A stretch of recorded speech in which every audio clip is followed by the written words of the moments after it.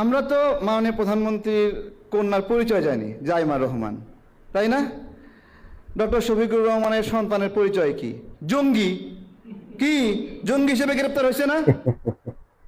তারেক রহমানের মেয়ের নাম যে জাইমা রহমান, এটা সারা বাংলাদেশের মানুষ সবাই জানে।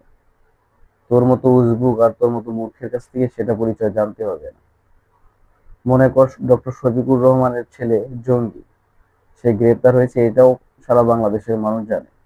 কিন্তু তুই মাদারবোর্ড শান্তির ছেলে আন্তারেক, তোর পরিচয়টা একটু দে, তোর বাবার পরিচয়টা একটু দে। তোর বাবার পরিচয় দেশের মানুষ জানতে চায়। তোকে এই দেশের জনগণ যে এত বকা বকে, তাও তোর লজ্জা শরম হয় না।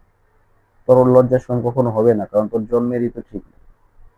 ক্ষমতায় যখন যে দল আসে সেই দলের পা চেটে সবসময় বিরোধী দলের প্রোপাগান্ডা ছড়াস, এটাই তোর নেশা।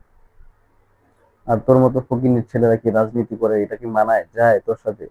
তুই তো ফকিন্নির ছেলে। তোর সাথে যায় আমের ব্যবসা, তোর সাথে যায় কলেজ বেগুনের ব্যবসা, তোর সাথে